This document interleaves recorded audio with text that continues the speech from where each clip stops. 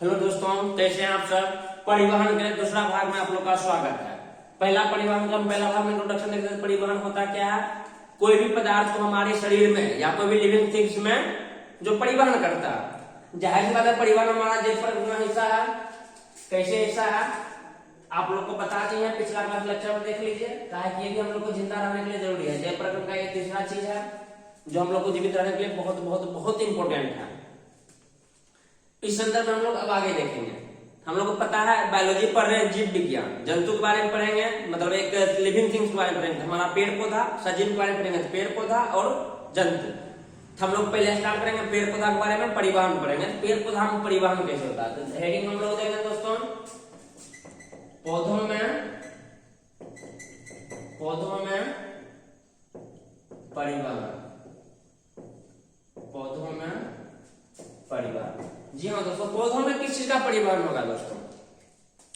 अब जाहिर सी बात है, पता है कि हम लोग को पौधा भोजन में क्या भोजन बनाता है, जिंदा रहने के लिए भोजन चाहिए ना।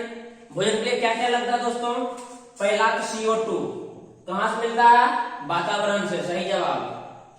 सूर्य का प्रकाश कहां से मिलता है? कामर्स है जी, सब पूछने का सवाल है। सूर्य से मिलता है, ऑफकोर्स, सही बात है। उसके बाद हमारा पानी, मिनरल्स, खनिज लवण जिसको बोलते हैं, और हमारा हो गया क्लोरोफिल। ये पांच चीज दोस्तों हमारा पेड़ पौधा भोजन के लिए बहुत अनिवार्य है। CO2 वातावरण से, सूर्य का प्रकाश, सूर्य से क्लोरोफिल पत्ती में उपस्थित ही है। बच गया पानी और खनिज लवण। पानी कहां से मिलता है? ऑफकोर्स मिट्टी के अंदर से मिलता है। सर पौधा में पानी डालते हैं तो कहां से मिलता है ना, मिट्टी के अंदर से हम लोग को क्या मिलता है? पानी मिलता है। खनिज लवण भी मिट्टी के अंदर से मिलता है। अब दोस्तों आप लोग को एक बेसिक बात पता होगा, पौधा भोजन कहां बनाता है? पत्ती में बनाता है। पत्ती में बनाता है, पत्ती ऊपर रहता है, जड़ नीचे है, वहां तक पहुंचाने वाला कोई चाहिए ना। जो चाहिए वही सिस्टम हमारा क्या बनता है? परिवहन तंत्र बनाता है दोस्तों। उसके पार पेड़ पौधा में पत्ती में भोजन बनता है, तो पेड़ पौधा हर एक भाग में पहुंचाने वाला चाहिए। हर एक भाग में जो पहुंचाता है वो भी तो कोई चाहिए ना सिस्टम। वो भी हमारा किसके अंतर्गत आ जाता है? परिवहन तंत्र के अंतर्गत आ जाता है दोस्तों। तो परिवहन तंत्र, पेड़ पौधा में परिवहन तंत्र का दो मेन घटक है। या कह सकते दो गो इसके अंदर एक ट्रक है, या दो गो कह सकते डिलीवरी बॉय है। जैसे अमेजन फ्लिपकार्ट है, उसी प्रकार इसमें भी दो डिलीवरी बॉय रहता है। पहला का नाम है जाइलम। पहला क्या नाम है? जाइलम। दूसरा का नाम है फ्लोएम। पहला का नाम है जाइलम, दूसरा का नाम है फ्लोएम। पहला का नाम है जाइलम, दूसरा का नाम है फ्लोएम दोस्तों। अब जाइलम क्या करता है दोस्तों? जाइलम हमारा करता है, क्या करता है? ज से जाइलम, ज से जल। जाइलम जो है जल को कहां पहुंचाता है? जड़ से पत्ती तक। जाइलम जल को जड़ से पत्ती तक पहुंचाता है। जाइलम जल पत्ती तक पहुंचाता है। जाइलम जो है जल को जड़ से पत्ती तक पहुंचाता है। जाइलम दोस्तों एक संवहन बंडल का उत्तक है। जाइलम और फ्लोएम मिलकर क्या बनाता है? संवहन बंडल बनाता है। जाइलम फ्लोएम मिलकर क्या बनाता है? संवहन बंडल बनाता है। संवहन बंडल, ये जाइलम और फ्लोएम मिलकर संवहन बंडल बनाता है। ये इंपोर्टेंट चीज है, ऑब्जेक्टिव में बहुत बार आपको पूछा है। संवहन बंडल का कौन सा पार्ट है? जाइलम और फ्लोएम मिलकर क्या बनाता है? संवहन बंडल बनाता है। इस जाइलम जो है जल को जड़ से पत्ती तक पहुंचाता है। अब मुद्दा बनता कैसे? हम लोग पिछले क्लास में बताया था, जाइलम जल से पत्ती तक पहुंचाता है, जल को जड़ से पत्ती तक पहुंचाता है। फ्लोएम जो हमारा खाना पहुंचाता है दोस्तों। जाइलम हमारा एक उत्तक है। उत्तक है तो कोशिका से मिलकर होगा दोस्तों। वो एक चालनी नलिका, जो जाइलम में चालनी नलिका पाया जाता है दोस्तों, वो आपस में मिल के बना जाता है। वो मिलकर एक संवहन, मतलब कह सकते हैं एकदम बेलनाकार, एक इसका जो कोशिका होता है बेलनाकार होता है, आपस में मिल के कह सकते हैं बेलनाकार पाइप का निर्माण करता है। कहां? जड़ से लेकर पत्ती तक। थोड़ा आगे हम लोग जाएंगे, जब प्रोसेस जानेंगे, क्रिया विधि जानेंगे परिवहन का, उसमें इस चीज को हम डिस्कस करेंगे। फिलहाल हम लोग यहाँ देखते हैं जाइलम हमारा जल को जड़ से पत्ती तक पहुंचाता है। दूसरा दोस्तों जाइलम का जो कोशिका होता है ना, जाइलम उत्तर का कोशिका मिलित कोशिका होता है। जाइलम का जो कोशिका होता है कैसा होता है? मिलित होता है। जाइलम कोशिका कैसा होता है? मिलित होता है। जाइलम जो है पानी को जमीन से लेकर नीचे से ऊपर तक पहुंचाता है। ये एक डायरेक्शन में पहुंचाता है। एक डायरेक्शन कहने का मतलब अर्थात कि हमेशा नीचे से ऊपर ही पानी और खनिज लवण को पहुंचाता है। समझ गए? हमेशा नीचे मतलब जमीन से लेकर ऊपर तक पहुंचाता है। इसका एक दिशा में इसका गति होता है। एक दिशा में ही हमेशा ऊपर जल को पहुंचाता है।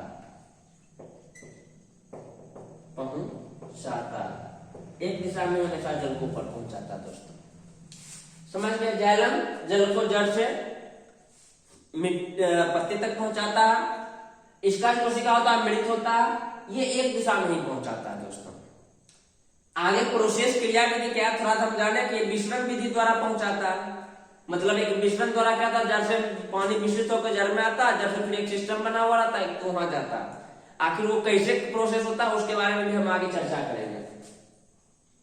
अब फ्लोएम जो है, फ्लोएम दोस्तों क्या था? First phloem first food. First phloem first food ये भोजन को कहां पहुंचाता है? पत्ती में से पेड़ पौधा हर एक भाग में पहुंचाता है। फ्लोएम पत्ती से खाना को हर एक भाग में पहुंचाता है। इसका जो कोशिका होता है जीवित होता है। फ्लोएम का कोशिका क्या होगा? जीवित होगा। इसका कोशिका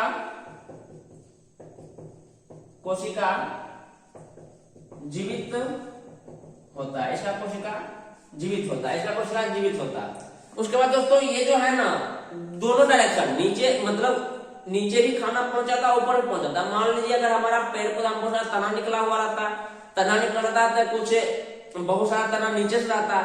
अब उधर भी पत्ती है तो वहां से भोजन बनकर नीचे आएगा, जरूर में भोजन जाता है ना। फिर ऊपर भी जो पौधा का भाग है वहां तक भी जाता है। तो फ्लोएम का जो है दोनों डायरेक्शन में मूवमेंट होता है। फ्लोएम कोशिका में भोजन का। इसका कोशिका जीवित होता है। जीवित क्यों होता है वो भी हम आगे चर्चा करेंगे। और ये जो है दोस्तों सबसे इंपॉर्टेंट, ये जो है भोजन को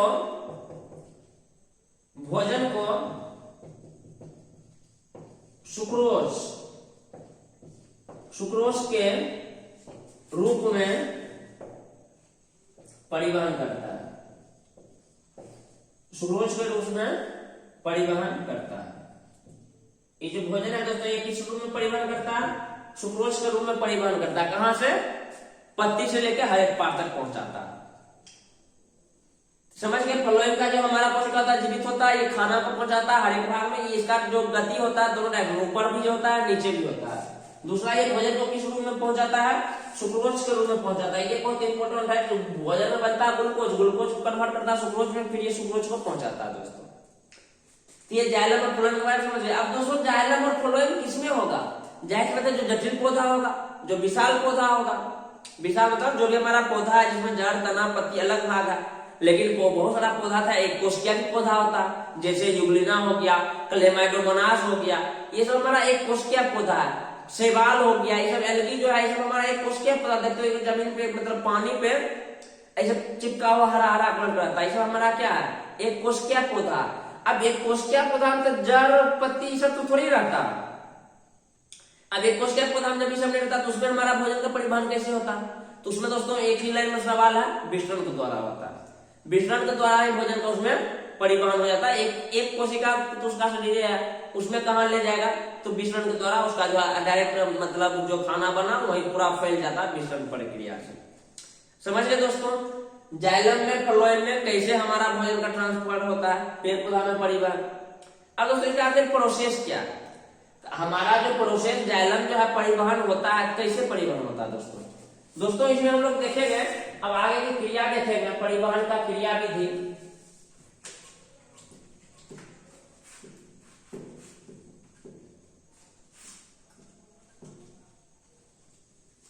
दोस्तों परिवहन में क्रिया विधि देखेंगे तो मान लीजिए हमारा ये दोस्तों पेड़ है। अब जाहिर सी बात है ये जड़ होगा, जड़ में बहुत सारा मूलरोम होगा। मूल रोम दोस्तों एपिडर्मल कोशिका से बना होता है। मूल रोम किससे बना होता है? एपिडर्मल कोशिका से बना होता है। ये नाम याद रखे हैं, एपिडर्मल कोशिका। एपिडर्मल कोशिका से क्या बना होता है? मूल रोम क्या करते हैं, एक बार आपको दिखाए थे हम प्रीवियस लेक्चर में। तो जैसे हम लोग जैसे यहाँ रुआ होता है, उसका जब पौधा को उखाड़िएगा ना, उसको जड़ से जब उखाड़िएगा तो उसमें थोड़ा थोड़ा पतला पतला बाल टाइप का निकला रहेगा, मतलब एक सीरा टाइप का निकला रहता है। उसी को हम लोग क्या बोलते हैं? मूल रोम। वो किससे बना होता है? एपिडर्मल कोशिका का बना होता है। तो जाहिर सी बात है दोस्तों, ये हमारा पूरा मिट्टी में फैला रहता है वो हमारा कोशिका है। अब हम लोग को पता है कोशिका में कोशिका झिल्ली होता है। यहाँ जो मूल रोम के अंदर जो कोशिका भित्ति मतलब कोशिका है, उसमें कोशिका भित्ति नहीं रहता मूल रोम में, उसमें हमारा कोशिका झिल्ली ही है। अब विसरण दोस्तों पता है, विसरण हमारा अधिक सांद्रता वाले क्षेत्र से कम सांद्रता वाले क्षेत्र में कोई भी पदार्थ का मूवमेंट ही विसरण कहलाता है। अधिक सांद्रता मतलब इधर अधिकता है, अधिकता से कम की ओर की गति को हम लोग क्या कहते हैं? विसरण कहते हैं। अब जाहिर सी बात है, यहाँ पानी है, आज तू है पानी। अब यहाँ पानी है। अब ये जो हमारा कोशिका है, एपिडर्मल कोशिका का जो मूल रोम है, कोशिका झिल्ली के अंदर क्या है? कोशिका द्रव है। कोशिका द्रव में क्या है? पानी की मात्रा कम है ना दोस्तों। जब कोशिका द्रव में पानी की मात्रा कम है, यहाँ बाहर पानी की मात्रा अधिक है। अधिक क्या पता है? अधिक से कम की ओर क्या होगा? पानी विसरण होगा। तो विसरण विधि द्वारा जो पानी है इसके अंदर जाता है। विसरण विधि द्वारा किसके अंदर जाता है? एपिडर्मल कोशिका के अंदर जाता है, मूल रोम के अंदर जाता है। अब कोशिका तो सब लाइन बाय लाइन है ना, हर एक कोशिका तो सटा हुआ है। अब मान लीजिए इसके बाजू वाला कोशिका में पानी भर गया। अब जाहिर सी बात है, इसके तुलना में बाहर तो पानी अधिक है, अंदर से बाहर पानी नहीं आएगा। कहा विसरण हमारा अधिक से कम की ओर होता है, इससे अंदर नहीं आएगा। लेकिन इसके पड़ोस में जो कोशिका है उसके पास क्या इतना पानी है? नहीं है। तो इसका पानी क्या इधर ये विसरित होगा। इसका पानी क्या होगा? इसके पड़ोस वाला कोशिका में विसरित होगा। इसके पड़ोस वाला हर तरफ से पानी विसरित होगा। दोस्तों यहाँ पानी विसरित होकर चालनी नलिका होता है जाइलम का, 4 तरह उसमें वाहिका होता है, उसमें एक चालनी नलिका होता है। यहाँ पे आकर सब चालनी नलिका इकट्ठा करता है और इसका यहाँ पे एक स्पेशल दाब क्रिएट होता है, एक प्रेशर क्रिएट होता है और ये पूरा ऐसे पाइप की तरह अंदर बना हुआ रहता है पौधा में जाइलम का। जब प्रेशर क्रिएट होता है, पानी फुर से ऊपर पहुंच जाता है, इधर हमारा कहाँ चला जाता है? हर एक पत्ती में चला जाता है, हर एक पत्ती में चला जाता है। समझ गए? तो विसरण द्वारा एपिडर्मल कोशिका से मूल रोम बना होता है। मूल रोम में विसरण द्वारा पानी क्या होता है? मिट्टी के अंदर से बाहर आता है। कैसे आता है? बाहर में पानी की मात्रा अधिक, अंदर में पानी की मात्रा कम है। अधिक की ओर कम की ओर जो है पानी क्या होगा? विसरित होगा। पानी गति करेगा, अधिक से कम की ओर विसरण करता है, अर्ध परागम झिल्ली से होगा। क्या है? हमारा कोशिका का जो कोशिका झिल्ली का अर्ध परागम में होता है। कोशिका का कोशिका झिल्ली कैसा होता है? अर्ध परागम में होता है। अर्ध परागम झिल्ली से होकर पानी क्या होता है? विसरण करता है। कहां करता है? अधिक को सांद्रता वाले क्षेत्र से कम सांद्रता वाली ओर, मतलब अधिकता से कम की ओर। समझ गए? ये तो पानी पहुंच गया। अब भोजन का क्या होता है? अब दोस्तों भोजन हमारा क्या है? भोजन एक जस्ट ग्लूकोज को पहुंचाना है। अब ग्लूकोज को पहुंचाना कहाँ? कोशिका द्रव से कोशिका द्रव पहुंचाना है। तो उसमें कोशिका का जीवित रहना इंपोर्टेंट है। कहा है कि कोशिका ही भोजन को कैरी करेगा। वो अपना मतलब भोजन जो है वो सुक्रोज बना अपना पहले कोशिका द्रव में विसरित करेगा। जो कोशिका में अंदर कोशिका द्रव होता है, कोशिका द्रव में उस भोजन को मिलाया, उसके बाद बगल वाला कोशिका को अपना कोशिका द्रव स्थानांतरित करेगा। तो उसमें है भोजन जो है कोशिका द्रव के रूप में स्थानांतरित होता है, जिसमें किस रूप में होता है? सुक्रोज के रूप में होता है। किस रूप में होता है? सुक्रोज के रूप में होता है। समझ गए? ये हमारा हो गया पूरा भोजन के फैलाने का क्रिया विधि। भोजन में हमारा सुक्रोज के रूप में कोशिका से कोशिका ट्रांसफर होता है, इसलिए हमारा जीवित कोशिका चाहिए। ये हमारा समझ गए जाइलम का क्रिया विधि क्या था दोस्तों। तो ये सिंपल सा था, छोटा सा था। आई होप कि आप लोग अच्छे समझ गए होंगे हमारा जाइलम और फ्लोएम ऊतक का काम क्या होता है, पेड़ पौधा में ट्रांसपोर्टेशन का काम क्या होता है। नेक्स्ट क्लास में हम लोग देखेंगे जंतु में ट्रांसपोर्टेशन कैसे होता है, अलग अलग प्रकार जंतु में कैसे ट्रांसपोर्टेशन होता है, फिर मनुष्य में कैसे होता है, इसमें हम लोग दोस्तों डिटेल से पढ़ेंगे। ठीक है दोस्तों, तो आई होप आपको अच्छे समझ में आएगा। जाइलम फ्लोएम अच्छे से याद रखना है। जाइलम फ्लोएम को मिलाकर संवहन बंडल का निर्माण करता है। जाइलम फ्लोएम में आप लोग अंदर लिख लीजिएगा, बहुत बार जाइलम और फ्लोएम में अंदर पूछता है। ठीक है दोस्तों, आई होप कि आप लोग को समझ में आ गया। हम लोग नेक्स्ट क्लास में मिलेंगे फिर से 2-4-5 दिन से काफी लंबा दिन वीडियो नहीं बन रहा था। उसके लिए माफी चाहेंगे। क्या करें, अभी तक वो स्टेबिलिटी नहीं आ पाया जो एक बार ठान लिया पूरा कर दिया। बहरहाल यूट्यूब पे जब से बोले क्वेश्चन दे रहे हैं, एक एक क्वेश्चन एवरीडे आता है, बहुत बच्चे टिक कर रहे हैं, कुछ बच्चे मिस्टेक भी कर रहे हैं, तो उस पर प्रॉपर एक डिस्कशन का क्लास निकालेंगे, या फिर एवरीडे जो क्लास में क्वेश्चन दिए उसमें उसका हम आपको डिस्कस कर देंगे, इसका आंसर क्या होगा, नहीं तो हम कमेंट में सबका आंसर डाल देंगे। बहुत बच्चे कम बेस मतलब गलत सही बनाते हैं, बट मैक्सिमम बच्चा का सही रहता है। तो आप वहां पे एक एवरीडे एक क्वेश्चन आता बनाते रहिए, एग्जाम तक बहुत सारा उसमें क्वेश्चन आ जाएगा। उससे बाहर हमको नहीं लगता एक भी क्वेश्चन बिहार बोर्ड या कोई भी एग्जाम आपको पूछेगा। ठीक है दोस्तों, आई होप आपको ये सारी चीजें समझ में आ गया होगा। हम लोग मिलते हैं नेक्स्ट लेक्चर में, तब तक के लिए जय हिंद।